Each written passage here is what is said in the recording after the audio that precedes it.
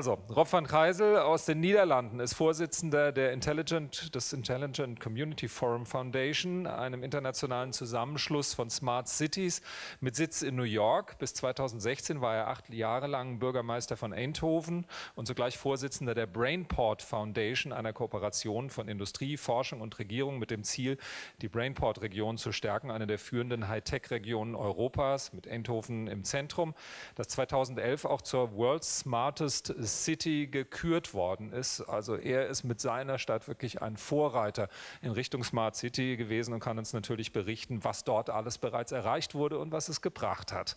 Zuvor war er Abgeordneter im niederländischen Parlament. Er hat ja gestern hier auch schon einen Vortrag gehalten, genauso wie Leo Hollis aus, kommen Sie ruhig hoch, genauso wie Leo Hollis aus Großbritannien, der am Freitag ja die Eröffnungsrede gehalten hat. Der Londoner Historiker, Urbanist und Autor hat 2 Werke zur Stadtgeschichte Londons geschrieben. Sein Buch iCities Are Good for You, The Genius of the Metropolis ist ein internationaler Bestseller. Außerdem schreibt er unter anderem für den Guardian oder die Financial Times und hält weltweit Vorträge über den zeitgenössischen Urbanismus. Ich darf Sie auch sehr herzlich nach oben bitten. Und last but not least, damit noch ein Deutschsprechender auch auf der Bühne ist, aber natürlich nicht nur deshalb, sondern weil er uns noch eine ganz andere Perspektive auf Smart Cities eröffnet, ist Wolfgang Meyer bei uns. Er ist von Haus aus Architekt, hat viele Jahre in wichtigen Funktionen in Kairo verbracht, hat neben der Restaurierung archäologischer Städten als Mitglied des UNESCO-Teams auch viele Restaurierungsprojekte an Gebäuden der Kairoer Altstadt betreut und als Leiter des Kairoer Büros der Hans-Seidel-Stiftung war er dann in viele Projekte der Stadtplanung und Entwicklung in Ägypten involviert und parallel Hauptkonservator der Landeshauptstadt Stuttgart. Ihnen allen ein herzliches Willkommen. Schön, dass Sie da sind.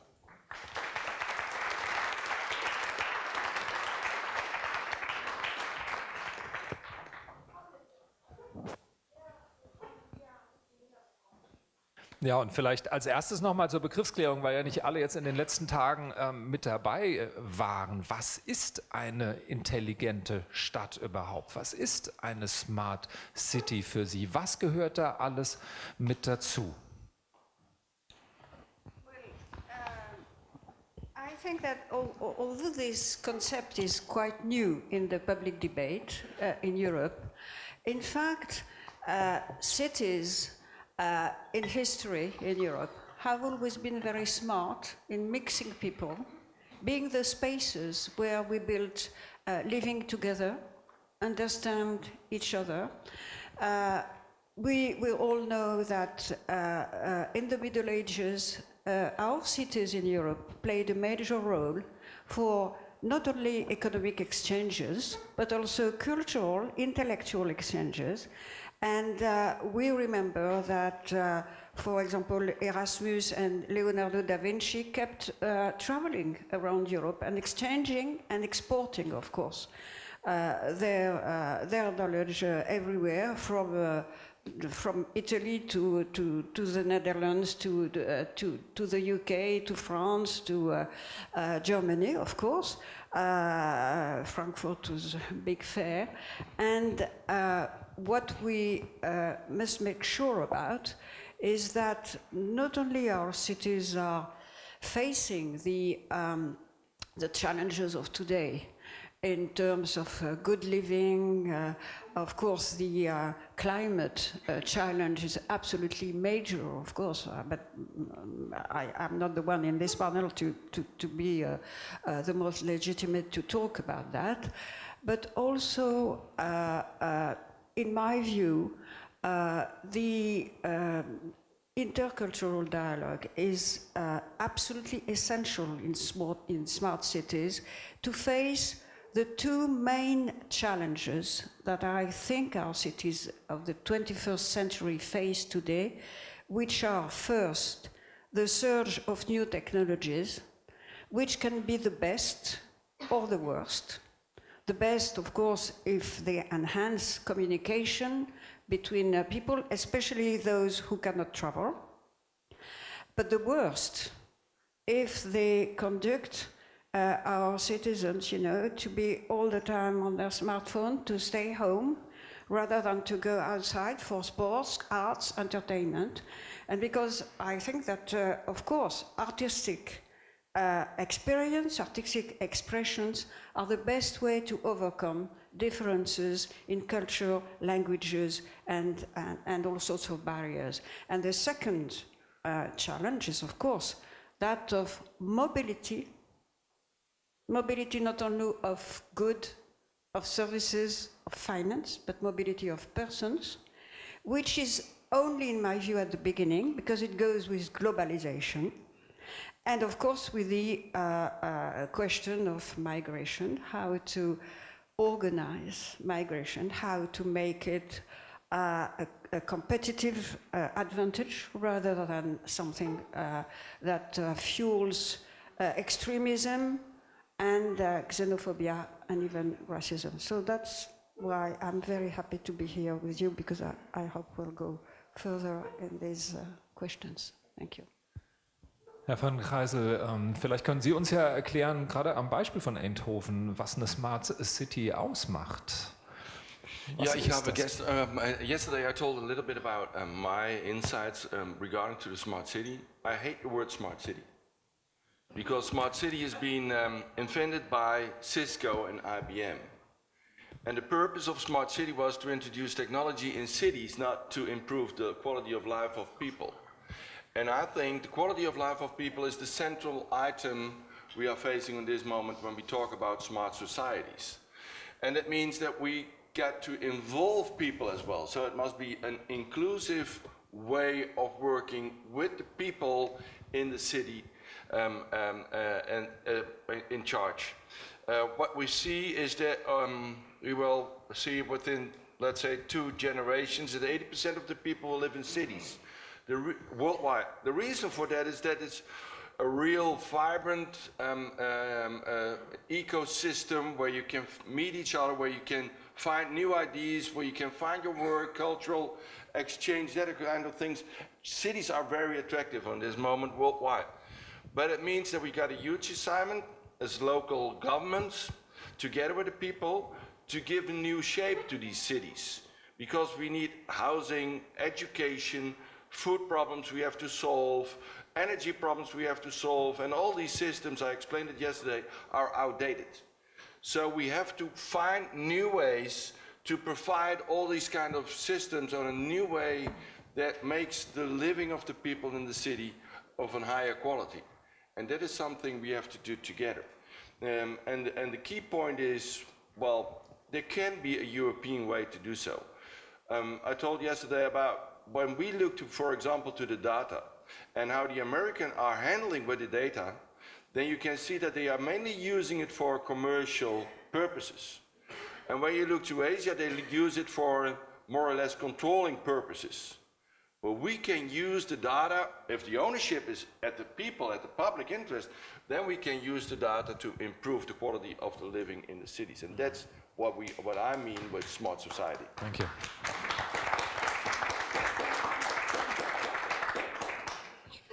Herr Hollis, Sie haben geschrieben im Buch mit dem Titel Cities are good for you. Die Städte sind gut für uns. Nur wollen die Leute ja sowieso alle in die Städte.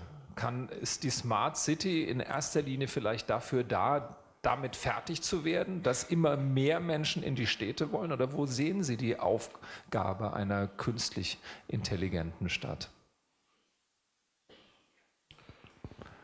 I think in many ways that's sort of 2 slightly different questions. If you look on a global scale, we are moving from a rural society to an urban society. In 2007, the world became urban for the first time. So this is a global issue. In Europe, I think we've been urban for much longer, probably for a century. I think most people in this room will remember a time before the internet. You know, it's within our own lifetime that this thing has changed. So we're dealing with extraordinary change within our personal lives, as well as in the lives and the way that we organize collectively. Are these places becoming better places to live? I think this is something that is up for debate. I mean, as Rob was saying earlier, you know, in the West, we have used technology to expand the market. And in the East, we have used technology in order to expand control. that's not necessarily the only role that technology can play, but it comes back to this idea of ownership. And that's not just ownership of technology, that's ownership of the city as well. So I believe that technology has extraordinary potential, but it has to come with a political will that is as open, as progressive as the technology can possibly be. Thank you. Technologie ist eine Seite, aber zu einer Smart City gehört natürlich viel mehr als die Technologie. Herr Meyer, Sie haben lange in Kairo gelebt. Wahrscheinlich verstehen Sie unter einer Smart City auch ganz was anderes als Menschen zum Beispiel, die in London oder in den Niederlanden leben. Also ich unterstütze sehr viel von dem, was eben auch von Rob van Gijzel gesagt wurde und wo ich mich eigentlich wehren möchte, ist Smart City mit dem Begriff künstliche Stadt in Verbindung zu bringen. Weil ich denke, wir haben ganz selten doch eine künstliche Stadt, sondern wir haben eine gewachsene Stadt. Und das Zusammenspiel von neuen Energie- und Kommunikationstechniken zur Verbesserung der Lebensweise innerhalb dieser Stadt, das ist ein Ziel, das erreicht werden sollte, in Zusammenhang auch dann der Urbanität, der historischen Gegebenheiten, die aufgenommen werden müssen. Wir haben im Vergleich zu Kairo im späten oder Mitte 19. Jahrhundert haben wir eine Altstadt in Kairo gehabt, die war überbevölkert, da war der Druck auf die Stadt. Was hat man gemacht? Es war unter französischer Planung. Man hat es Downtown Kairo geplant nach dem Haussmannschen Prinzip, aber hat die historische Altstadt belassen. Das hat geheißen, dass die natürlich umso mehr runtergekommen ist. Und heute ist wiederum der Begriff, dass wahrscheinlich auch Kairo, die Innenstadt, ausblutet, weil man plant eine neue Hauptstadt zwischen Suez und Kairo. Man hat das ägyptische Museum wird rausgenommen, es werden attraktive Situationen rausgenommen aus der Innenstadt. Und dadurch wird die Innenstadt natürlich nicht verbessert. Und da helfen natürlich auch nicht nur die neuen Kommunikations- und Energietechniken, die natürlich für Kairo oder für Ägypten noch sehr viel schwieriger anzuwenden sind, sondern da helfen einfach intelligente Stadtplanungen. Und das ist das, was eben geschaffen werden muss, dass man sowohl das gewachsene historische der Bevölkerung nahebringt. Wir in Deutschland haben den Tag des offenen Denkmals, der am Anfang sehr umstritten war von unserem Präsidenten vom Landesdenkmalamt, aber dann doch sehr aufgenommen wurde von der Bevölkerung. Und ich glaube, wenn man jetzt schaut, wenn irgendwelche historische Gebäude in der Diskussion sind, dann ist die Mehrheit immer für den Erhalt. Aber grundsätzlich eben nicht künstlich sollte das Ganze entstehen, sondern aus einer Urbanität heraus. Aber wenn ich mir jetzt Kairo anschaue, da wäre es ja wahrscheinlich gar nicht anders möglich gewesen, als praktisch nebendran was Neues zu bauen. Denn eine völlig neue Infrastruktur in die Altstadt zu bringen, wäre wahrscheinlich gar nicht möglich gewesen. Das wäre natürlich nicht möglich gewesen zu der damaligen Zeit, weil die Straßenbreiten genau einen Kameltransport ausgehalten haben. Also das wäre gar nicht gegangen. Deswegen hat man natürlich eine Straße durchgeplant. Das ist genauso, ein tragisches Beispiel ist ja Aleppo. Auch in Aleppo sind im frühen 20. Jahrhundert ist eine Straße an der Zitadelle vorbeigeschlagen worden. Jetzt ist natürlich die Frage mit dem Wiederaufbau Aleppo, wie macht man da die intelligente Stadtplanung? Im Sinne von, dass die Leute wieder die Stadt als historische Stadt aufnehmen, wohnen und gleichzeitig Plätze für Arbeit haben. Aber Sie plädieren dafür, dass eben die Stadt als Stadt, gerade jetzt in Europa, wo wir ja noch Gott sei Dank vielfach noch die alten Stadtkerne haben, so erhalten bleibt. Erhalten bleibt und weiterentwickelt werden muss. Ich meine, das Monument als Museum kann uns nicht dienen, sondern das Monument muss in die Stadt integriert werden. Das Denkmal oder das muss eine Nutzung bekommen. Wir haben ja hier in Karlsruhe ja auch viele Beispiele, wo historische Gebäude, Kasernengebäude oder andere Verwaltungsgebäude eine Umnutzung erfahren haben, die dann auch sehr viel Leben in die Stadt bringt und mit diesem dann auch die Altstadt belebt wird. Und das Wohnen muss natürlich dann auch in der Altstadt so attraktiv gemacht werden mit eben diesen neuen Energie- und Kommunikationstechniken, dass man da nicht abgehängt ist. Das Wohnen in der Altstadt heißt nicht, dass ich aufs Plumpsklo gehen muss, sondern Das heißt auch durchaus mit allen neuen Techniken verbunden sein. Aber wir haben ja nur das Problem, Herr von Gijzel hat es schon gesagt, dass wir in unseren Städten eben sehr oft sehr alte Infrastrukturen haben, die wir eigentlich schleunigst erneuern müssten. Da sind andere Länder, die sozusagen von Null anfangen, häufig sehr viel schneller als wir das sind. Und gerade die Deutschen sind, glaube ich, besonders langsam, wenn ich das zum Beispiel mit den Niederlanden vergleiche. Sie sind da wirklich weiter. Erzählen Sie doch mal ein bisschen von Eindhoven, wie das bei Ihnen aussieht inzwischen. Wir haben ein tiefen, we have had a very deep crisis in the 90s, and that forced us to get another approach. We lost a third of all our labor places in the city in 2 years' time. A third of all the labor places. You know, Philips was the main company in our city, and at one time they had 48,000 labor places in the city. Nowadays it's only 10,000. So in 20 years' time, we added 100,000 labor places. That was a recovery of our economy over the last 20 years.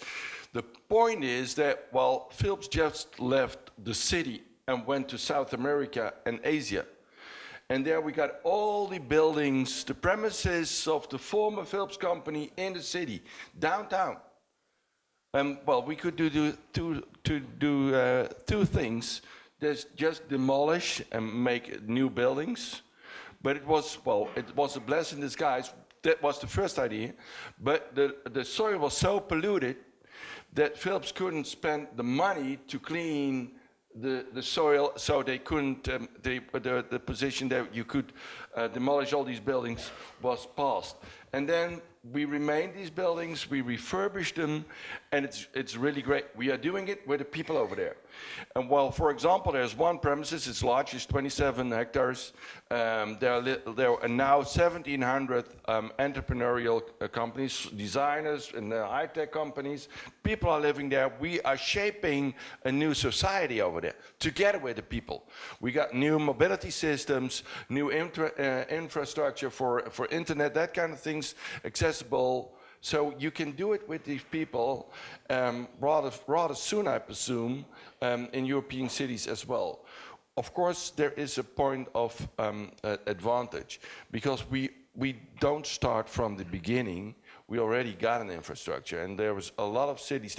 We think that it's easier to start with nothing, but it's more complicated.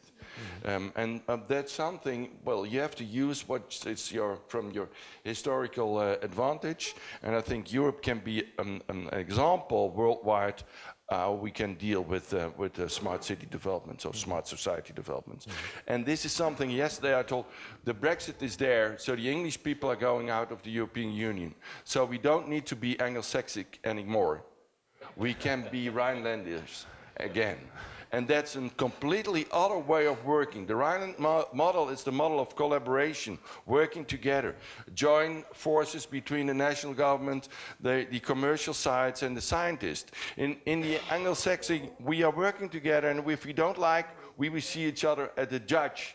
But that's not a way of collaboration. So I think there are great opportunities for Europe. Aber ganz kurz noch, muss ich nochmal nachhaken. Just one more question. So, what did change in Eindhoven? Was hat sich wirklich verändert for the citizens? Was hat sich für die Bürger verändert dort? Naja, dann werde ich wiederholen, was die Gäste erzählt haben. Wir haben da so viele. Zum Beispiel, die habe ich gestern noch nicht erzählt. Ich war der Oberbürgermeister und verantwortlich für the safety and security in the city. We got a nightlife street. It's a huge street with 58 pubs, etc. During the night, people are coming there, youngsters are coming up. We put a lot of police officers over there and security officers, and we don't like it. So I asked the youngsters, come to my place, and the owners of the pubs, and well, another designers, and of course some of the companies come together. What can we do to improve the environment here in this street? And then they said, well, it would be great if we could do it on our own more. So, okay, we said, okay, then some of you will be the host here. So you come in the street as a youngster, and there's another youngster who is your host. Welcome, and that changes week by week. And then we brought in technology, and this is smart society. We brought in technology. So if there is very dense, then we bring in other colors in the street. So when it's dense, there are a lot of people, then we bring in green light. But when it's more tensed, so there is, well, you feel it's going a little bit wrong over there, then you get blue light. And the point is, when on a specific point, people are just shouting to each other, we gotta spotlight them. And when you run away, then the light is going along with you. And you just run into the arms of the police on the end of the street. So this is what we have to do. It's rather much developed on this moment. And the people really like it because normally, well, because of this kind of colors and the smell we are going to bring in as well. So it's giving a more reluctant street where people like to be there. This is an example we did with the youngsters themselves. And you can see it in the city. Also es hat sich was verändert, aber das ist ja auch schon wieder Überwachung. Ne? Ja, das ist Überwachung, was da passiert auch. Überwachung. Surveillance. Surveillance? Ja. Ja, aber das ist mit den Leuten... This is for the people themselves. Normally we had the police in the streets, and now they are on the end of the street. They're not just they do not go through the streets all the time. So it's more their street, and they feel more responsibility to keep it calm and to have a joyful evening. Aber es ist ja eine große Sorge bei einer künftigen Smart City, dass alles überwacht wird. Bringt einerseits mehr Sicherheit. So meinen Sie, technologisch überwacht. Ja, aber in dieser Sache, das haben Sie recht, aber in dieser Sache ist das zusammen mit dem Leuten selbst gemacht. Und natürlich ist es so, dass wir haben hier eine Diskussion über Privacy, aber wenn da eigentlich nichts passiert, wäre das auch nichts, die Farbe und so weiter, das ist eigentlich keine Überwachung. The smell in the street is not a question of control. When it's going wrong, then we are getting control. Aber gerade die Deutschen haben ja unglaublich Angst, dass der Datenschutz dann gefährdet ist, dass wir zu sehr überwacht werden. Herr Hollis, wie beurteilen Sie das denn? Müssen wir nicht höllisch aufpassen, gerade wo die ganzen Daten letztlich sowieso irgendwie nach Amerika wandern? Die Gefahr ist ja groß und viele sagen, wir können da gar nicht mehr viel machen. Das liegt alles da und wandert dorthin. Wenn wir jetzt überall Smart Cities haben, dass wir alle überwacht werden, permanent Daten abgeben in alle Richtungen und den kompletten Überwachungsstaat haben. Ich meine, Big Brother is watching you ist ja, die Orwellsche Vision ist ja eigentlich längst überholt mit dem, was wir heute haben und was wir in Zukunft bekommen werden. I mean, I think it's a question of ownership of that data. That I think the example that Rob was giving was very much one that sort of Jane Jacobs would have recognized, which she talked about the eyes on the street, which is that in a normal urban environment, there are always people looking onto the street. There are people looking out for each other. That's because they co-share that space. And so they are, policing it without the police. And so it's an emergent surveillance. It comes from the bottom up. The problem, I think, when you start involving sort of top-down technology is that data is no longer in possession of those people who need it most, which is those who are in that situation at that moment. So the data goes off and is used in any which way, which is out of the hands of even politicians, but it's privatized, effectively. I still think that one can come up with new models, and we saw yesterday Trebor Schultz talking about platform cooperativism, which I think is a very, very interesting way of regaining control and regaining ownership of data. And that could possibly transform the way that we use cities. I'm very, very pessimistic and very suspicious of when we talk about optimization, when we talk about efficiency and productivity and using technology to enhance these things, because it's optimization of what and for whom. However, I do think that data will be useful in the hands of the right people, and that is us. And do you think it's possible that it's in the right hands? I think it's possible, and it starts at a very local level. I think the really big question is, how do you scale up? So how do you go from neighborhood to city to network of cities, and then whether the nation state will survive, or community of nations. Maybe yesterday there was the guy from New York Treble, yeah. Treble, and he was telling about cooperation. What we did in this street is a corporation. We established a corporation. So exactly what you are saying, the data are in ownership of the corporation and not my data. I can't do anything because it's only light. We have to, you cannot even identify the person. So it's made anonymous. But when you run into the arms of the police will take the data from your personality and then see what they go to do. So technology is here not something like Big Brother. Technology is helping us to give a pleasant environment for the people, and we do it together with the youngsters themselves. Really be aware. We discussed it with them about privacy and that kind of things, and we really are sharp that it is not a control mechanism from top down. Madame Guigon. Yes, well, the main question is really the participation of people. I have been elected during 15 years in a suburban town near Paris, where we have something like 66 nationalities, very poor part of the peri-urban Paris.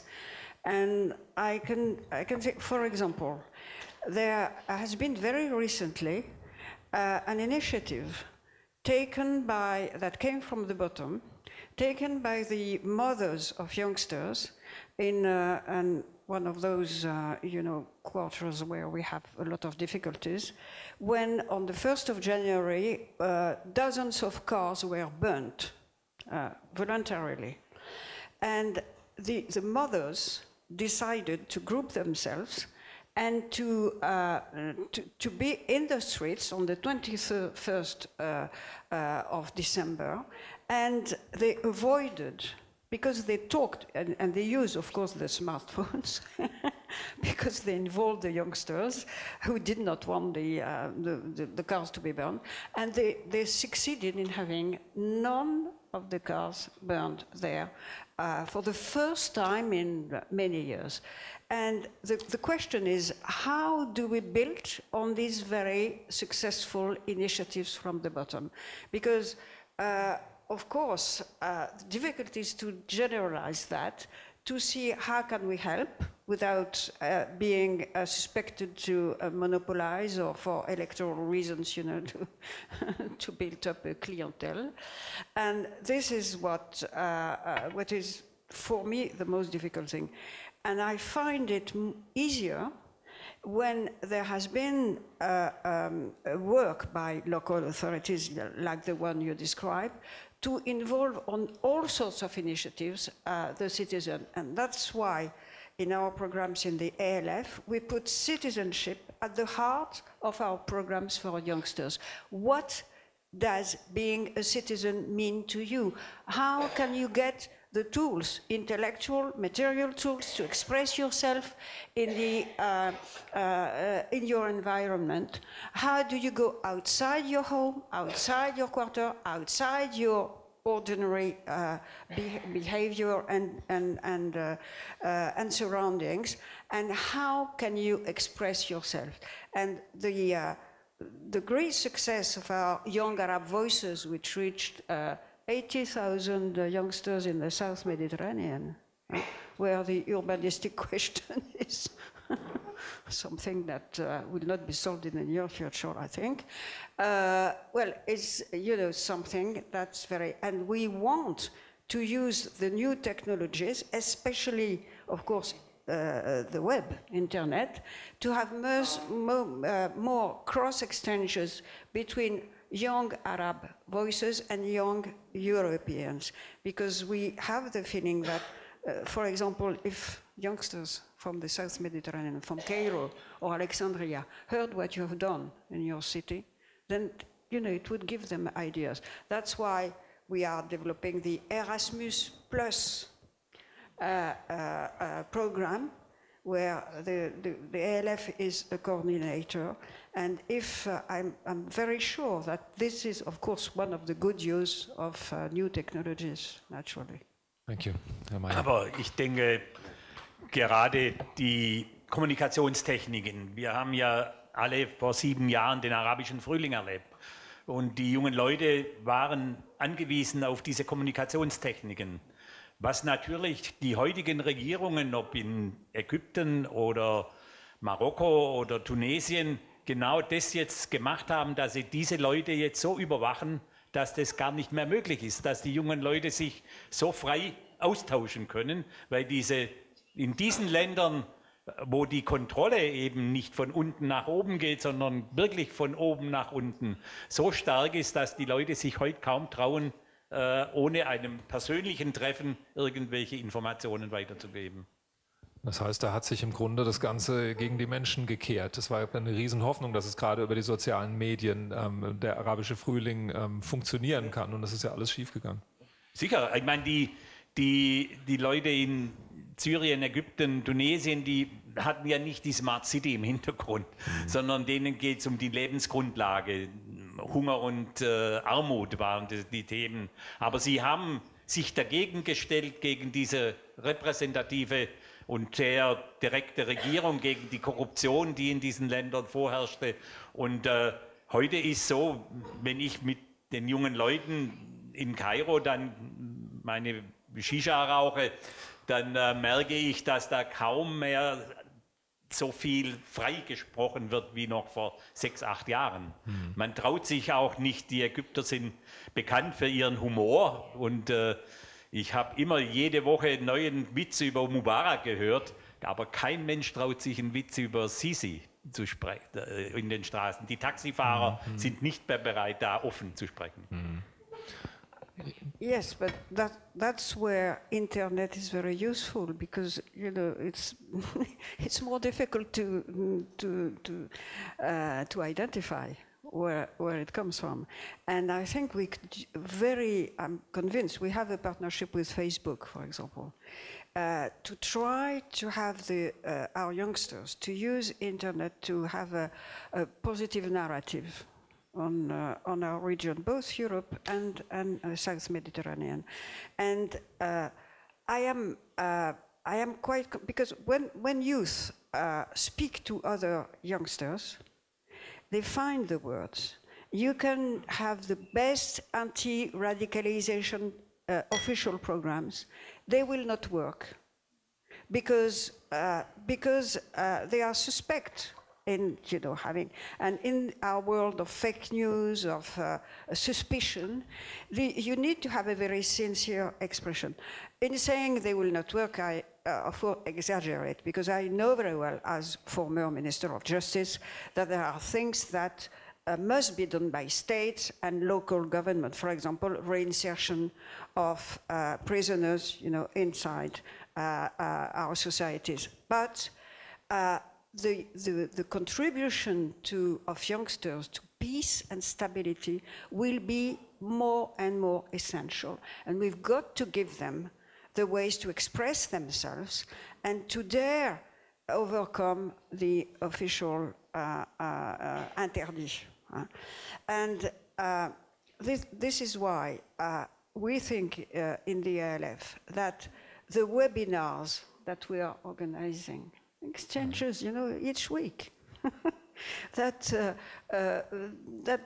expand so much what we do at a very little scale on physical exchanges is something very, very important. Well, I very much agree with the idea about the international collaboration. We can learn so much from each other, not only at the top level, but just in the society itself. The point is, when we look to the social things like Facebook and that kind of things, there's quite a lot of fake news there. So we cannot only let it go by Facebook. So we need to meet each other to know really what is true and what is of a value. So social media is a way of getting contact with each other, but it's not the only way and it's not the final way to do so. The principal question here we are discussing this weekend is, who is the owner of the city? And then we talk about smart cities because there is a threat that we see that technology is going to take it over. That's not the question. The question is, are we able to keep all the youngsters, all the young generation, the people of the city in their ownership of the city? And that means that they need a digital connection, that they understand what is going to happen, that they will be involved in the developments, that they discuss with them, and that what we are going to implement is their implementation, and not the one of Cisco or IBM or so. So that's the most fundamental question we have to answer. And that is the question you are raising all the time. Who is the owner of the data? It's not only the data, it's about all the other things. It's about ownership of the city. And well, technology gives us sometimes the feeling that we are getting out of control. And that is something we want to provide, want to prevent. We don't want to see that will happen. So that's the question. And the question is, how can we organize together a city and learn from each other, that we know that the city is still from the people who are living there. It's not the city of corporates, it's the city of the people. And how do we, and your international collaboration is one way, and we can find with experiments new ways of working together. And I don't have the final solutions, but we have to learn. Yesterday I told we don't know how future will develop, so we will have to do it together and learn from each other.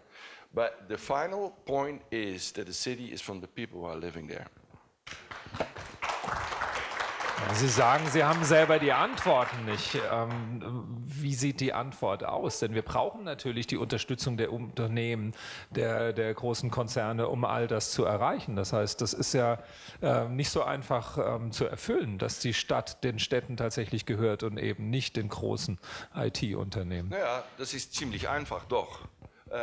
Glaube ich. When I look to my own region, we had a very intense economic relationship with all the corporates. We are coming together quite often with the knowledge institutes together. I was the chair of this collaboration model. Yesterday I gave an example about the Google Watch. The Google Watch is taking over you don't have a Google Watch? No. No. When you have a Google Watch, you know everything about your own body. Yeah. But they know everything about you as well. Yeah. So they know exactly when you go to bed, how much alcohol you were drinking before, and if it was strong alcohol, how many cup of coffees you are drinking, and that kind of thing. If you are exercising or not, they know everything. Yeah. And they can use your data to sell it to the assurance company, your assurance company, and say, well, listen, he is living not so very healthy, or he is. So it can be beneficial for you or not. But this is not the way I'm looking to the Google Watch. The Google Watch, of course, is a commercial item product, but it's a very intelligent technological device. It brings me a lot of knowledge about my own body, and it gives us a lot of knowledge about the level of health people in different neighborhoods. So when I sit together with Google, for example, and say to them, okay, come to our city. We want to join something here with the Google Watch. We give all the people in the city, as far as they want, a Google Watch. But we want to know what you are going to do with these data, because they have interest in their private data. So they've got an ownership. And you got your commercial purpose is to earn money with the, well, that's not the problem, but the additional way of working with it and getting more money out of because of selling it to the assurance company, we will prevent that. For me as a mayor, it's very important to see that in some neighborhoods, heart attacks or something like that, or high blood pressure, are more existing than in other areas. And why is this? So there is a public, there is a private interest, and there is a commercial interest. And the point is, how can you bring them together? That's the discussion all the time. And that means that you have to be open as a government with the corporates to discuss this, but the corporates has to be open for the public and the private interest as well. Aber wenn wir jetzt hier einen Digitalpropheten, einen europäischen hätten, einen von den absoluten Digitalisierungsexperten, die würden uns sagen, wir haben die Datenhoheit längst abgegeben. Wir kriegen die Datenautonomie nach Europa kaum mehr zurück und es muss eigentlich eines der wesentlichen Ziele sein, die zurückzubekommen. Natürlich können wir das mit Google verhandeln, aber was die dann tatsächlich machen, ist die andere Frage. Wir müssten eigentlich, wenn dann, unsere Daten bei uns haben, Herr Hollis, und müssten dafür sorgen, dass es so weit gar nicht kommen kann, dass die das unter Umständen sonst wohin weitergeben. Ich meine, denn Google hat ja noch wenn wir gerade bei den Versicherungen bleiben, ganz andere Pläne. Da kommt dann irgendwann die Flat-Versicherung, wo wir eine pauschale Summe jeden Monat bezahlen. Die haben alle Daten, können das auswerten und bieten uns für 500 € eine Versicherung an und alle anderen Versicherungen sind überflüssig. It's not an obligation to accept it.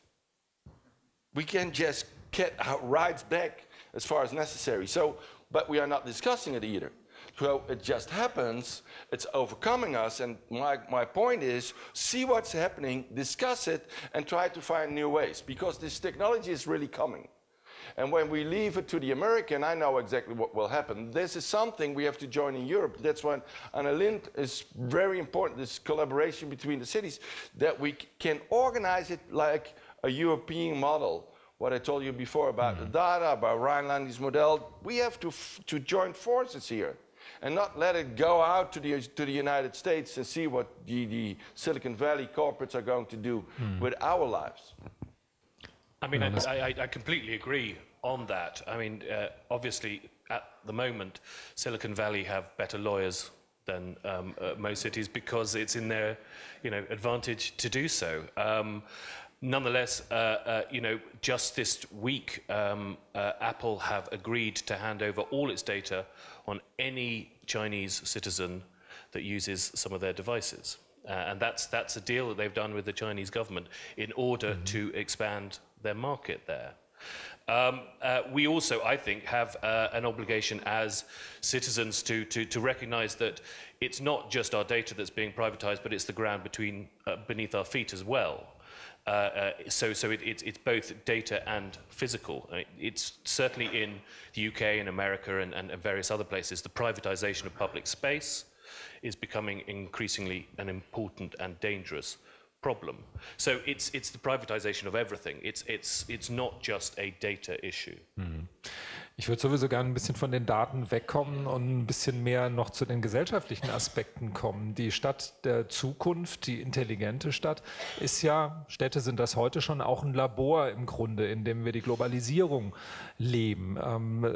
Gerade als Netzwerk der Netzwerke, das die Lind Foundation ja ist, wie wichtig ist es da, die Menschen so zusammenzubringen, dass wir die Globalisierung tatsächlich leben können, die ja in den Städten, Sie haben gesagt, in der Vorstadt, wo Sie waren, 44 Nationen. Das ist ja heute schon der Normalfall, dass in den Städten so viele Nationen zusammenleben. Aber wie kriegen wir das organisiert und wie kann eine intelligente Stadt da helfen? Wie kann auch die Lind Foundation, Sie haben ja viele Programme in diese Richtung, da tatsächlich helfen, dass das funktioniert?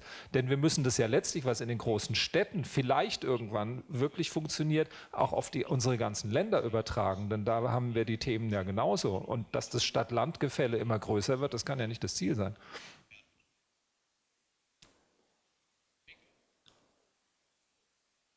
Yes, well, the main problem is how to take advantage of micro initiatives that are sometimes very often very successful, coming from the bottom, and to translate those into overall policies, either at the local government level or the national level or the European level. What was possible between Apple and the Chinese government was because the Chinese government is one and united and an authoritative government.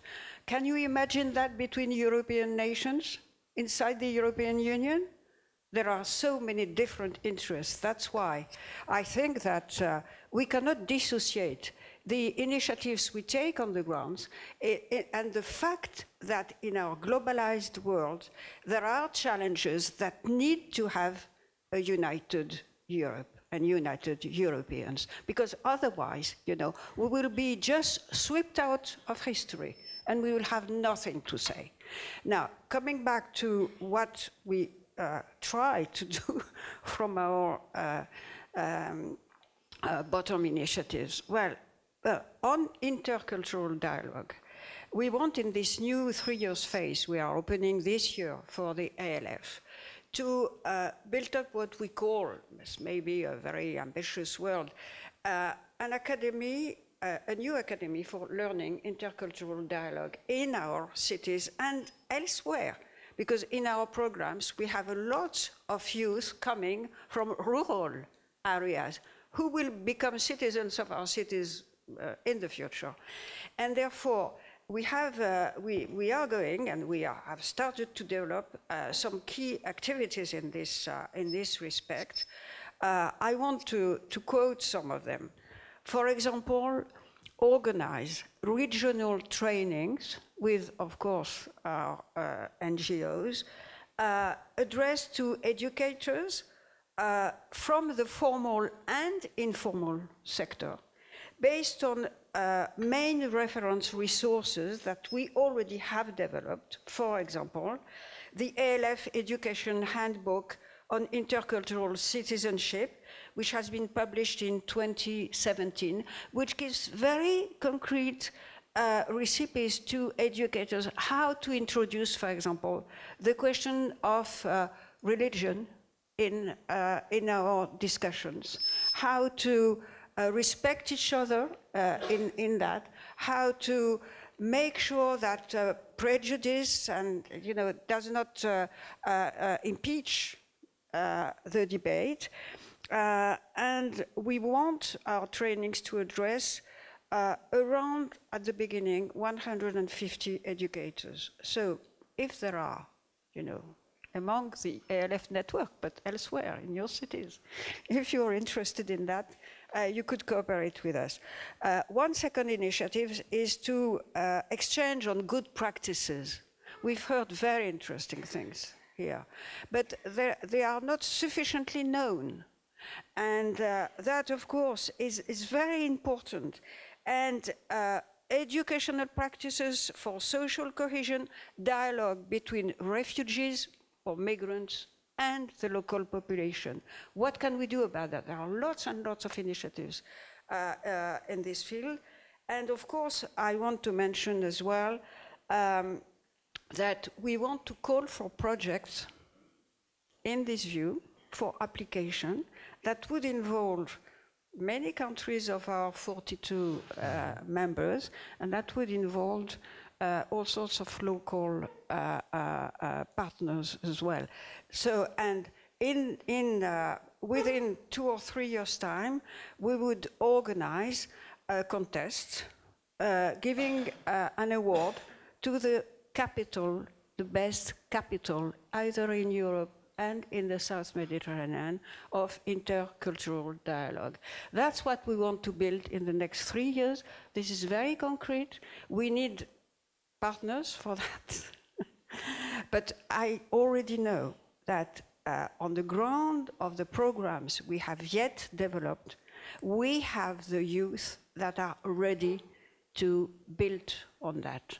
Both in the South Mediterranean, because we are going to expand the young Mediterranean voices, in young Euro-made voices, and in this respect, the use of, in the settings of Erasmus+, the use of the web can be, of course, very useful, because we will be the owners of that. We will define what we want. And when I talked about our Facebook partnership, it is because all these GAFA, or that's they want, they don't feel very much at ease with what they are doing. Well, some of them are saying we've been inventing something terrible. So therefore, they need to give proof that they have a contribution to a better life together. So, well, this is to say I'm not pessimistic about the future, but we've got, of course, as you said, we've got to have the youth to tackle that and to make sure to be given the opportunities and the tools to build up their own future. Thank you. Herr Meyer.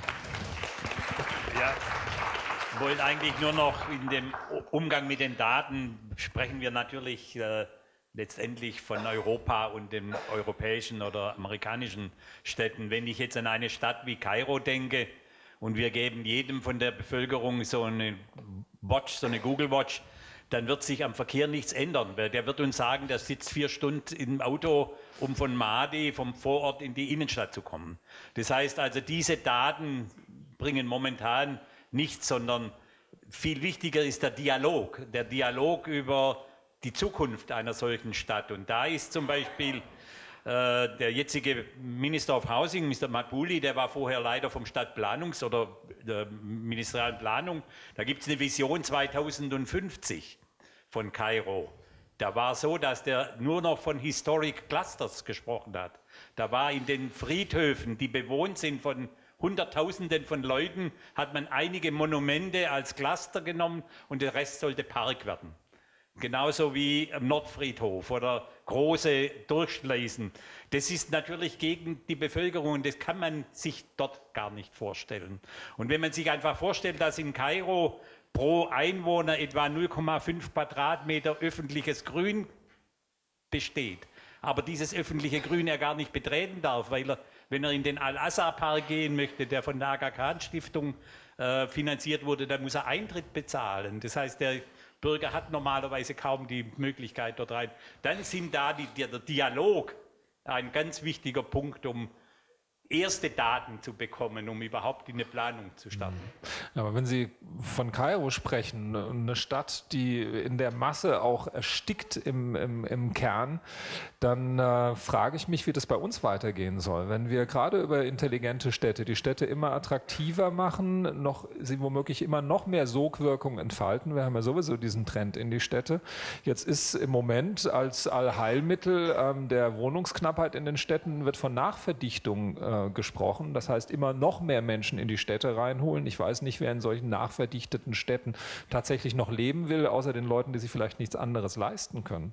Ich möchte mal was ganz anderes aufwerfen. Brauchen wir wirklich nur intelligente Städte? Brauchen wir nicht intelligent vernetzte Dörfer, ein intelligent vernetztes Land, wo ich eben nicht mehr in der Stadt leben muss, sondern auch 50 Kilometer außerhalb leben kann und trotzdem 3 Tage in der Woche mit dem Schnellzug innerhalb kürzester Zeit in die große Stadt kommen kann? Ist das nicht eigentlich viel wichtiger, als in den Städten noch mehr intelligente Vernetzung zu schaffen?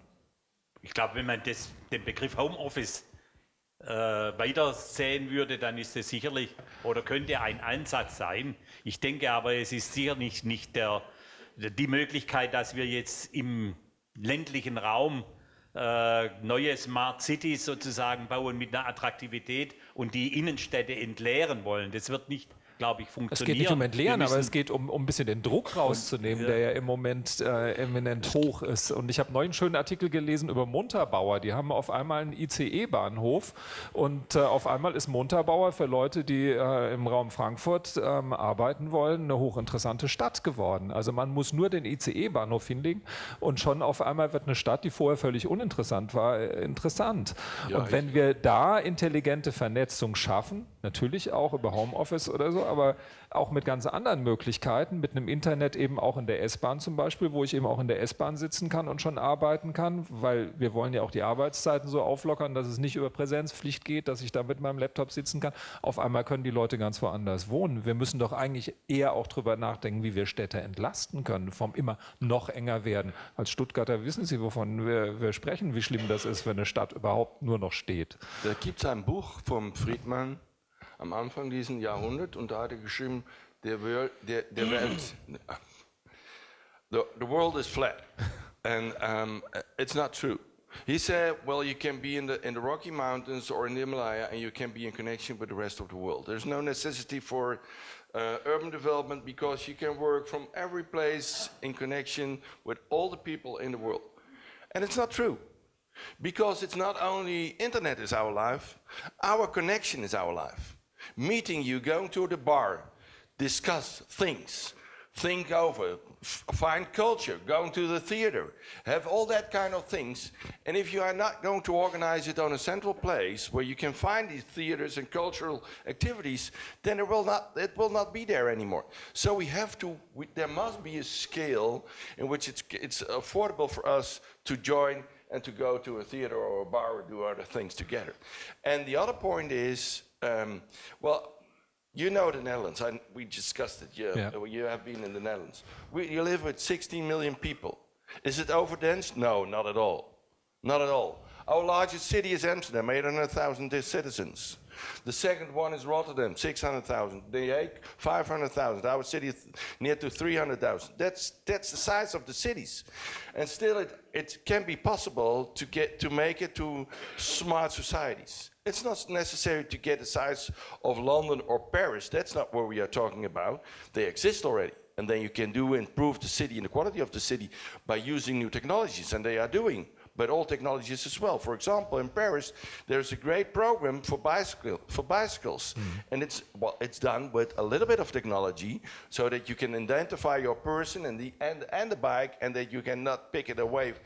But, well, it's improving society. But there is no necessity to say that smart cities is always a larger scale, that there is a huge urbanization, although there will be, as far as I can see, there will be within 50 years, 50 cities in the world that get more GDP as France as a whole. That's the city in itself. It's like London already now has, I think London has more equal GDP as the rest of England. More or less. Yeah. More or less.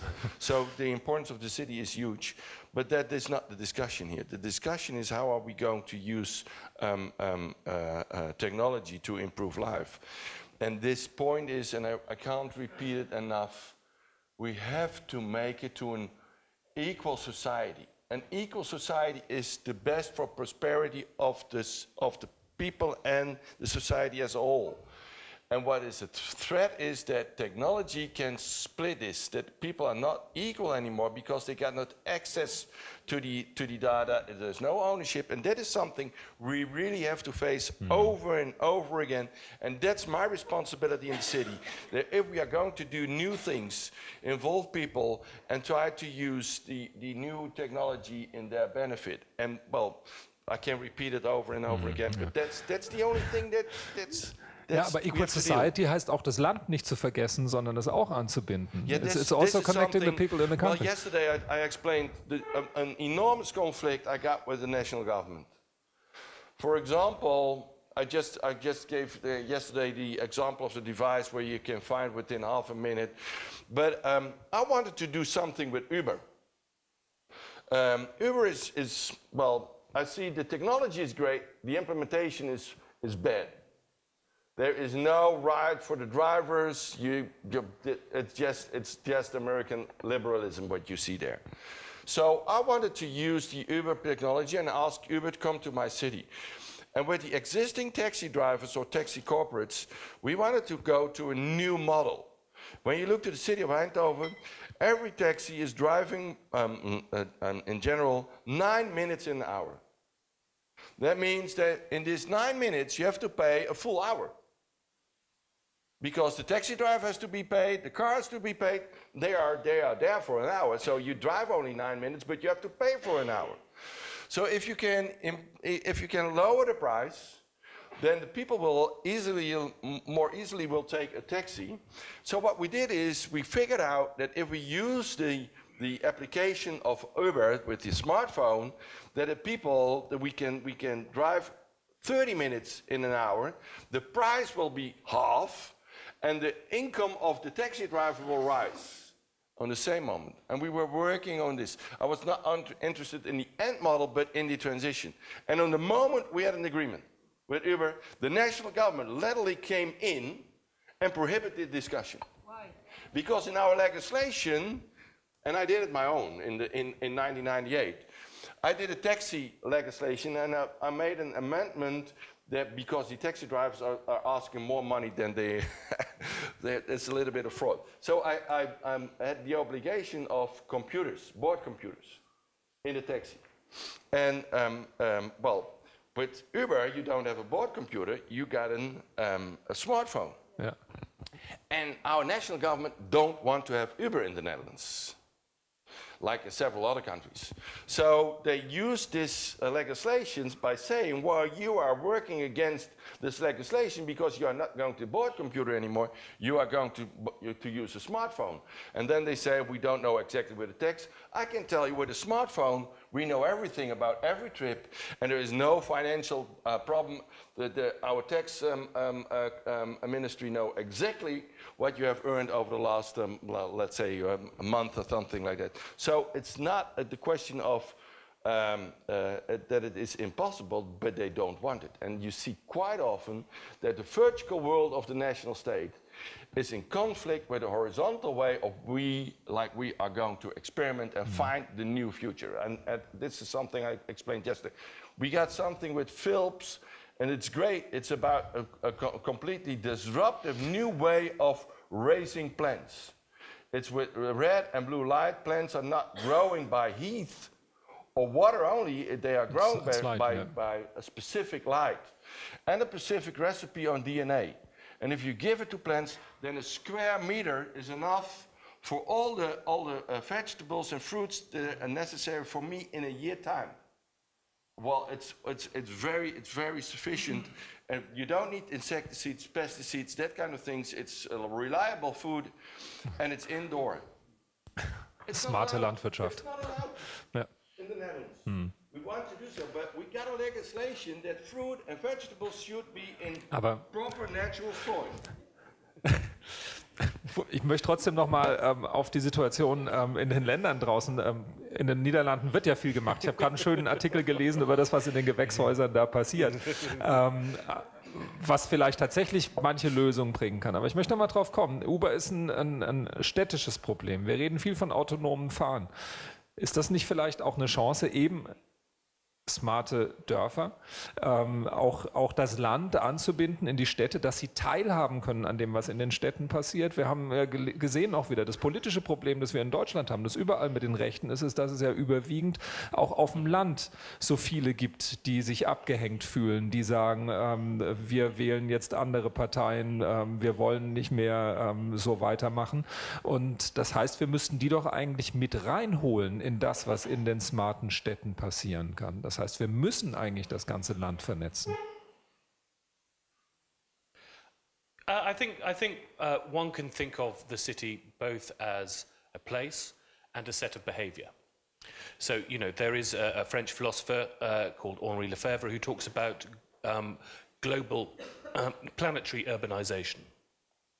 So the city is actually the way that you behave. And you know, most people who live in villages are connected. They're living essentially urban lives within a rural setting. So you have, in some ways, a sort of mix of the two.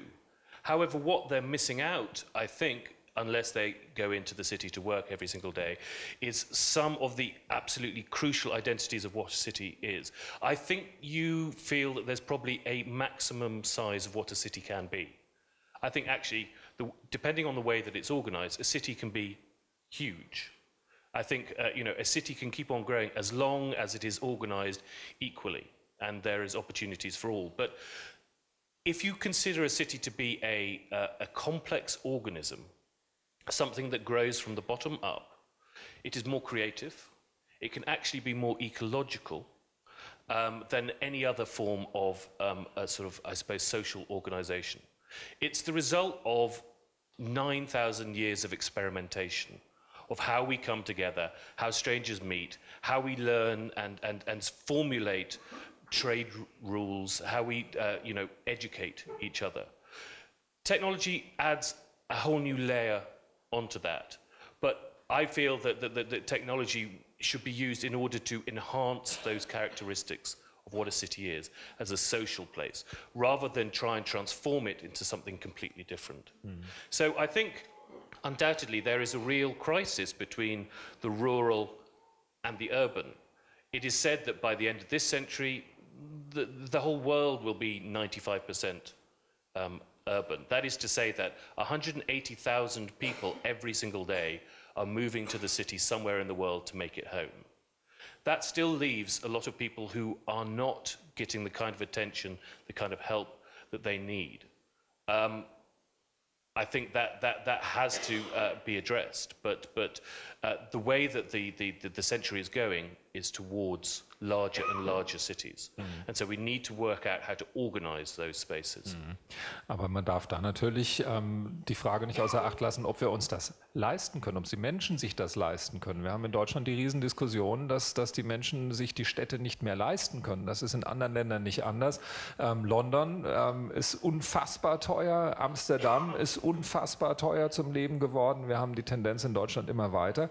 Deswegen frage ich ja, müssen wir das nicht alles anders organisieren, dass man an der Stadt teilhaben kann, ohne dort zu leben? Denn wie wollen Sie all die Menschen zu bezahlbaren Preisen dort unterbringen? Wie soll das funktionieren? Wer hat die Stadt so teuer gemacht? Nicht die Leute in die Stadt. Zum Beispiel in London, wenn man das guckt, das gibt Gentrification und das sind Russen und so weiter und das ist die Spekulation. Und eigentlich muss man da einen Gegenstand gegen bieten. Das muss man nicht akzeptieren. Also, of course, I understand that there is a threat.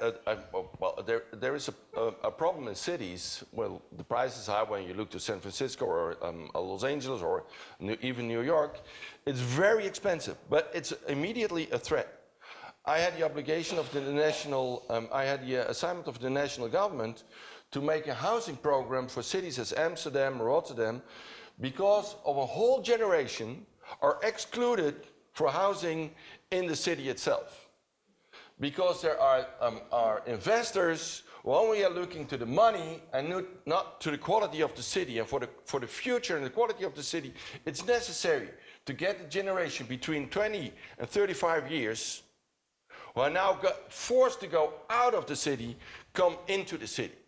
And that is our obligation to make it possible. And well, you're right. In some places you see the other way around, but that's something we have to offend to and to stop it. In my view, the main question is to fight inequalities. Inequalities in access to public services, inequalities in access to education, inequalities in everywhere. Because of course we all know that our cities are places where people, successful cities, where people accept common rules as far as security or economic development or social cohesion or ecology are concerned. And the main question is how do you avoid our cities to become a succession of ghettos? Yeah. Ghettos of rich, ghettos of poor. I live in the center of Paris. I'm very privileged, and my tax, the tax I pay on my flat in Paris, is lower than the one I pay in my constituency in suburban Paris. Why? Because we don't have the appropriate regulations between, local governments and national government. It's some kind of a scandal. And the question is, and the question which we face in our European cities, where we have urban planning, when there is rather satisfactory connection between cities and the rural world, whatever the difficulties.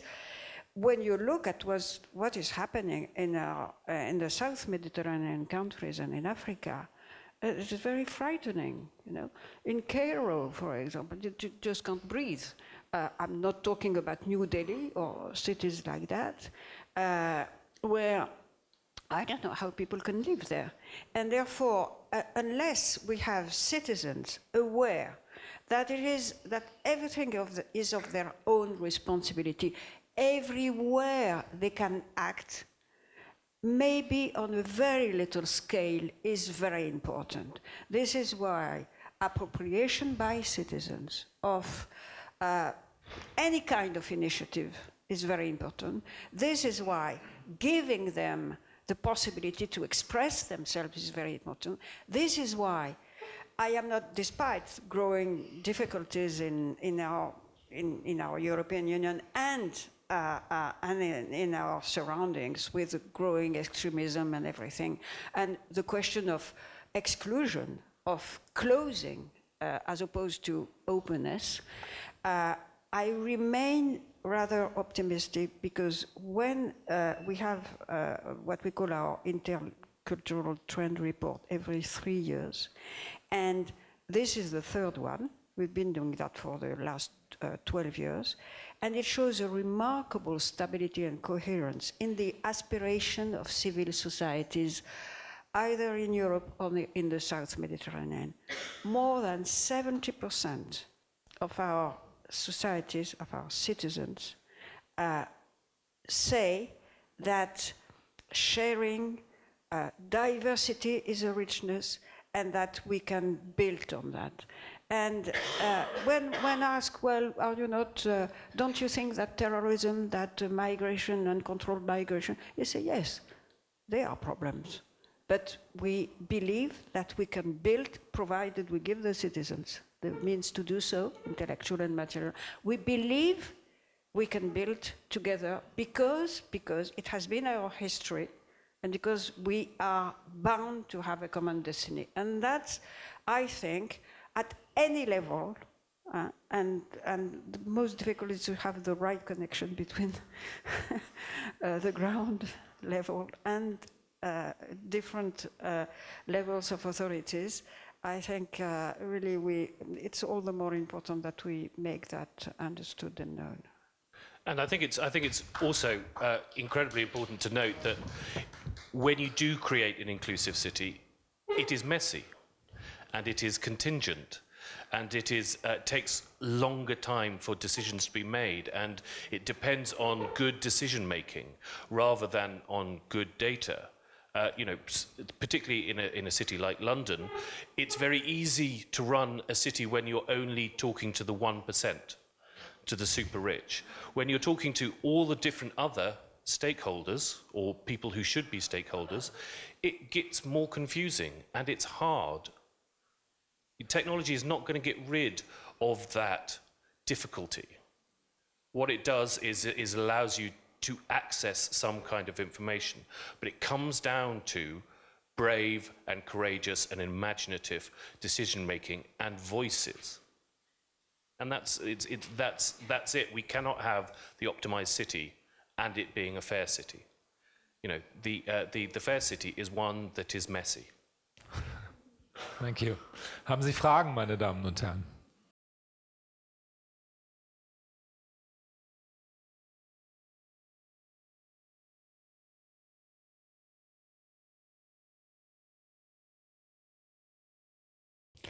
Ja, also in Kairo, man muss ja da einfach klar wissen, in Kairo sind über 50%, eher 60% informelle Siedlungen. Das sind Siedlungen, die gibt es überhaupt keine Genehmigung, eine Baugenehmigung, geschweige denn irgendwo Elektrizität oder Abwasser rein. Da arbeiten einige ausländische Institutionen, wie unter anderem die GIZ, also die Deutsche Entwicklungszusammenarbeit, um zumindest mal eine legale Situation zu schaffen für die Leute, dass sie nicht Angst haben, dass es abgeräumt wird oder dass sie auch wenigstens ihre Grundbedürfnisse belegen können.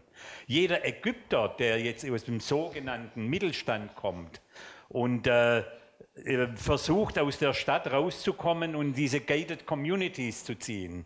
Und wenn Sie auf dem Flughafen, vom Flughafen in die Innenstadt fahren, dann sehen Sie Schilder, Riesenschilder, Hollywood, Beverly Hills oder wie die alle dann heißen, in diesen Namen, diesen Fantasienamen, wo die Leute dann sich vorstellen, zwischen Golf und Wohnen dann dort zu leben. Aber es ist natürlich klar, die Regierung, und die ist zurzeit nicht in der Lage, weil die Regierung im Wesentlichen aus Militär besteht in Kairo und, oder in Ägypten, und das Militär auch 60% der Wirtschaftsindustrie belegt. Also das ist kein fairer Wettkampf, sondern es gibt Bauindustrien oder auch im Tourismus, die sind voll in der Hand vom Militär und die verteilen das unter sich dann. Das heißt, das Privileg, im Militär zu sein, hat das Privileg, ich kann mir eine Wohnung leisten außerhalb von Kairo, und die Innenstadt wird dann überlassen, sage ich mal, jemand wie jetzt der Aga Khan Stiftung, die versucht hat, eine Innenstadtsanierung zu machen in der Altstadt, in diesem Al-Azhar-Viertel hinter der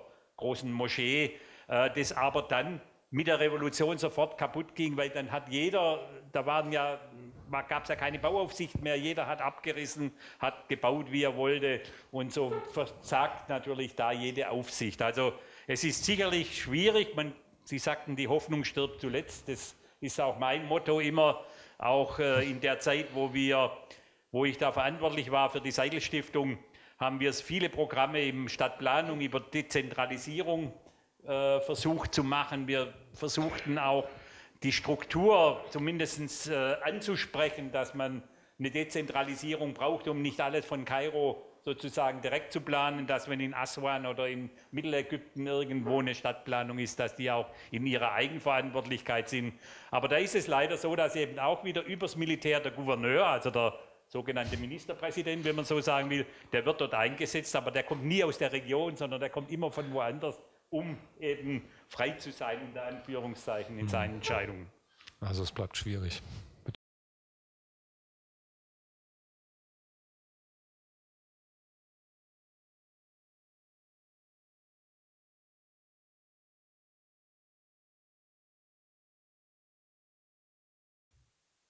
I mean, I completely agree. I mean, there have been recent attempts from The Hague to look at antitrust issues with Microsoft and with Apple, and they have resulted in what seems to be record-breaking fines, but they're nothing compared to Apple. It's actually, you know, I would imagine that Apple or Microsoft would see that as a price of entry into a European market. You know, $2 billion is not a huge amount of money for these companies. So if that kind of thing does not stop the way that they're behaving, I don't think that there is, in many ways, much hope for us. My belief is that these very large monopolies, because basically they are monopolies, need to be broken up. And how are we going to do that, Leo? Oh, well, we just walk over there, and but I mean, I think it obviously has to come from the American administration rather than from you know, a European, which is not going to happen. No. But I mean, I think that would be the other thing that I suppose is the other hope is that we have seen already in 25 years of internet history, monopolies rise and fall. So we've seen MySpace come and go. We've seen Netscape. We've seen Internet Explorer come and go. And I think we will very soon see Facebook go and Twitter go. And, you know, in London, there has been an attempt to control Uber. If the politicians are brave enough to absolutely demand that the workers' rights are there, fundamental within the sort of working structures, and until that happens, Uber's not allowed in London. That, you know, that I think is some kind of action, and I would hope other people and other cities also look at that kind of sort of action. We are stronger when we are doing it together. Not only in London, but in Paris, in Vienna, and Berlin, when say all together into Uber, you only can drive here if you recognize the rights of the drivers. That kind of things. It's the same with Airbnb, I guess, and in very much cities all over Europe that they limitate how the people can use Airbnb. Absolutely, cities like Amsterdam, Berlin, Barcelona, Edinburgh have been absolutely transformed by Airbnb, and currently I think it's sort of 90 days maximum before 60. Reduce it again. You know, I think we have allowed too much to happen without really understanding what we've given away, you know, Google started off with the idea of don't do evil, and I mean, I think it's very difficult for them, because their sheer size, not to start really trampling on our civil liberties in a very big way. So I don't necessarily have the solution. I think some way of breaking it up has to be the way forward. I very much agree that we allow them too much, but there is a strange contradiction. On one hand, I ask the national government, give me more space to do experiments because we want to explore the future together. And on the other hand, the national government is giving free space to huge corporates to do everything in our city on this very moment. And this is something strange because we want to do it on a controlled way, on an inclusive way, and we don't get the space to do so. So we got a discussion with the national government in Germany, in France, in Spain, all out of Europe, and maybe the European Commission could do something about this debate because they got a program, Horizon 2020. They say we see grand challenges coming up. They put 80 billion euros there in a fund to make it possible that we can do experiments that are not allowed by the national government. This is something strange. So we have to solve this problem together. And what you are doing with the cities on the Mediterranean, well, Anna Lindh is doing more than only the foundation, more than doing alone the Mediterranean. But I think it's very important that cities come up and join each other in their relation to each other, but especially to the European Commission as well, so that they get the space to organize it. Well, what I yesterday told you about the horizontal world, the meso level that is necessary to get good solutions for the challenges we are facing in the next decade.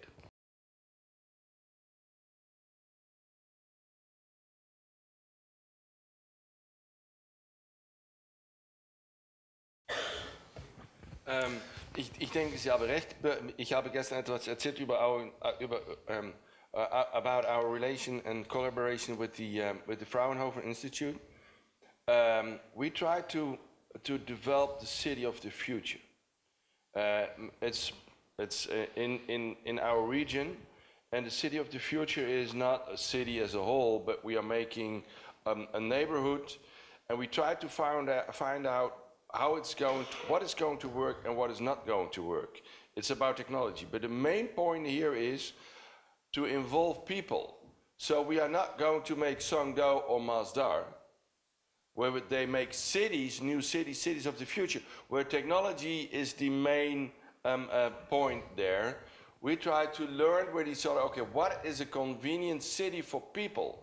And we do it on city level, on new neighborhoods. We do it on already existing, refurbishing and intercession part of the cities, and we do it in rural areas because we all look to the urban areas, but people going from the rural areas to the urban areas is giving a great new challenge for the rural areas. We have to solve as well. It's my responsibility as well as a mayor of the city to see what is happening in the rural areas around our city. So we are discussing with them what kind of internet do you need, of applications, of course. What kind of applications do you need? But of course, you're right. Probably the most people are the most interested in the largest cities. But well, is it really a problem? We can learn from them, and we can implement the good things and left out the bad things. So I don't know if in the end you will develop in Trier as well on a proper way. Maybe not as fast as parts of Berlin or in München, but I think it will be okay.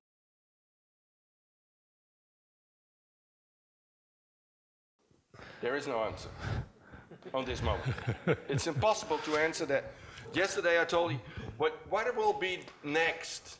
We are looking to data now, but I thought there may be a combination between quantum computing and blockchain and artificial intelligence. And if you imagine that means that you get a self-controlling system worldwide without any interference of people. That could be happening, eh?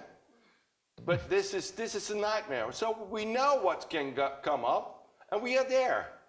So we have to discuss it. That's great why we are here and discussing this kind of things. This should be happening in all the cities in Europe, because it's directly influencing your quality of life, and we have to be very sharp in what we accept or not.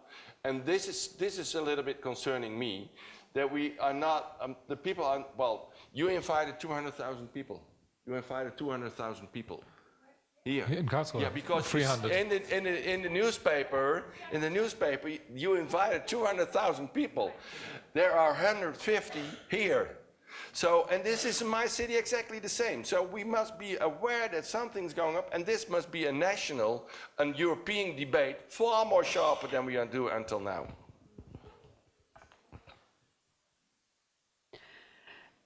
In the surge of extremism, nationalism, xenophobia, and racism, at the heart of that is the fear that our citizens in Europe are in the future, in the present and in the future, unable to control their destiny. Because threats seem to come from the outside. And this is a produce of globalization. There are all sorts of benefits, of course, from globalization. But the production of that kind of fears is very, very damaging in our societies. So unless we can give answers to these fears, or we will be overwhelmed and there will be no solution. Now, I believe very much in local initiatives. This is my engagement of my whole political life. But there are limits to local initiatives. If you don't have the correct translation in national policies and European policies, then you come at you have a plafond de verre, a glass ceiling impinging you to do that, on the control that the Googles and Apple and etc. are holding on our lives, and on the big companies. But they do it in consultation with the American government, because they find an interest in that, because they will control everything. The heating, urban heating, everything, because you will have the domotic and you will. So unless we have a united union that grasp our competition rules, not only between European companies, as is the case now, but what do we do towards world companies to have an equal control of our lives, or we will lose. And therefore, what I want to say is that what should be good and should be our main objective would be to link all our very positive initiatives from the bottom, in which I believe very much, to those who must be taken at the top. Because if we lose either of them, then we won't be efficient. And yes, we won't be efficient. I think the mayors are the main, the main responsible, but it's not sufficient, really. No, okay. I think I agree, but I'm a little bit scary about the centralization of the European level by the vertical world that they are. Well, I'm really. The vertical world, yesterday I explained that the European Union is established in the past century, like the Bretton Woods. It was the century of the intra-governmental collaboration, and we are now more on the developments in the society are going so fast that you cannot regulate it anymore and all. But like I'm not saying that. I'm saying that we must invent new kinds of regulations. Okay. That's at the top, but otherwise, I'm not taking the European Commission as a model. And it must be the whole European Union. But really, unless you do that, it will come one, at one stage, you will be impotent.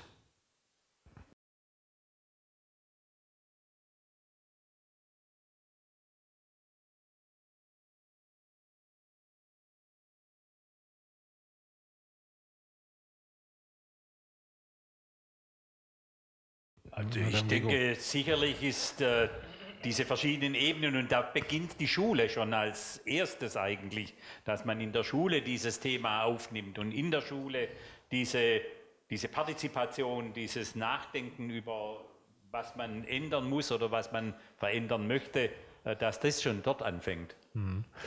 Aber ich möchte einhaken, es ist ja nicht nur eine Frage des gleichen Gedankengebäudes sozusagen, in dem wir uns bewegen, dass wir uns überhaupt verstehen können. Das ist ja auch eine Frage, wie viel Interesse ist überhaupt an Partizipation da. Das fängt in den Schulen an, dass gerade an den Brennpunktschulen zu den Elternabenden niemand kommt. Dass, wenn wir über Dinge diskutieren, die in Städten passieren sollen, dann kommen eben vielleicht ein paar Dutzend oder ein paar hundert zusammen und der Rest sagt, ist mir wurscht und ist hinterher sauer. Aber das ist also das heißt, wir reden so gerne über Partizipation und alle Netzwerke auch mit reinholen, aber auch in den Netzwerken sind ja wieder nur wenige organisiert und der Rest sagt, auf mich hört ihr ja sowieso nicht und ihr macht ja sowieso nicht, was ich will. Wir haben ja gar nicht mehr das demokratische Verständnis, dass wir uns einbringen müssen und sind immer nur beleidigt, wenn es nicht genauso ist, wie wir es haben wollen.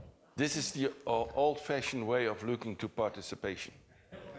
Okay. This is the way What's the modern way? Well, the local government is making an organization and asks the people to come and discuss with them on a specific proposal. What I see in society in this moment, and I see it in my own city, that people are in connection with each other and take all kinds of social initiatives to do things in their own neighborhoods, to be in connection with each other, to improve society on a way that I've never seen before, because they are well educated, they're entrepreneurial, and they are in connection with each other. When I got something in my neighborhood, I want to organize something, I got immediately 1,000, 2,000 people around me who can say, oh, I like it, I will join, or not. That's possible as well. So participation is not only the traditional way of participation in society, that I as a mayor are going to invite you to participate in society, but there are initiatives from people themselves to do things in the city. And then we got not other problems, for example, in my city, that they organized something. There were ladies in the neighborhood who wanted to join their life together, to help each other, to do things, and they want to have a house. And then they to a specific place to come together. And they asked it to the government, to the local government, can we get this place from you? And then we said no, because we cannot do this. Then if we give it to you, we have to give it to the others, and that kind of thing. So we block it as a local government, all this kind of social initiative, and we have to learn that we should support it. What people are doing in the city is great. We can support it, but it's not everything we have to do. Wenn ich an den Brexit denke zum Beispiel, die ganzen jungen Leute, die sich schön in Social Media ausgeteilt haben, vor 2 Jahren haben wir da intensiv drüber gesprochen hier, die sich schön darüber ausgetauscht haben, aber vergessen haben, dass sie auch noch ihre Stimme abgeben müssen und dahinter sagen, oh, was ist denn jetzt passiert? Also es gehört doch beides dazu und dieses Bewusstsein, was alles für eine Demokratie wichtig ist, was dazugehört, das ist doch gar nicht mehr da.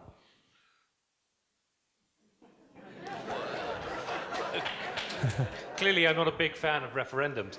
I mean, more often than not, when the government meets, as it were, the sort of citizens, it is a forum for complaining. Yeah. It's a moment of no. It is rarely a listening occasion, and it is rarely a occasion in which something is given. So, you know, I think you are more likely to be involved if you have something involved to discuss. That, you know, if this is your city, then you have some interest in the way that it's being run. But if in the current sort of situation you vote for somebody who you haven't met once every 4 years, and that's it, and then you expect it to be a sort of technocratic managerial a sort of forum in which things get done, whether that's building, whether that's waste removal, whether that is sort of some kind of sort of services. It changes when you actually get involved, and there is nothing more exciting than getting to that point of yes, and this is yours. Thank you. Ich gucke auf die Uhr. 13 Uhr ist die Deadline. Also was ich jetzt gelernt habe, ist, wir brauchen die intelligente Stadt. Wir kriegen sie aber so, wie wir sie wollen, dass sie den Bürgern gehört, eigentlich nur, wenn wir dafür sorgen, dass nicht alles möglich ist. Ich hätte gerne jetzt einen Digitalpropheten hier gehabt, der gesagt hat, wenn ihr das limitiert, wenn ihr Uber verbietet und Airbnb einschränkt, bekommt ihr gar nichts, dann werdet ihr abgehängt von allen anderen, die es nicht machen. Aber das ist vielleicht eine ganz andere Diskussion. Aber was wir auf jeden Fall brauchen, ist, dass wir am Boden diskutieren, in der Ebene sozusagen, aber dass wir eben auch ein einiges Europa haben, um das durchzusetzen, was wir haben wollen. Vernetzte Städte, aber auch ein einiges Europa, um die Power zu haben, gegen die großen Konzerne, die zwangsläufig mit im Spiel sein werden, Bestand haben zu können, wenn ich das zusammenfassen darf. Aber die eigentliche Zusammenfassung kommt natürlich von Frau Robertson von Trotha.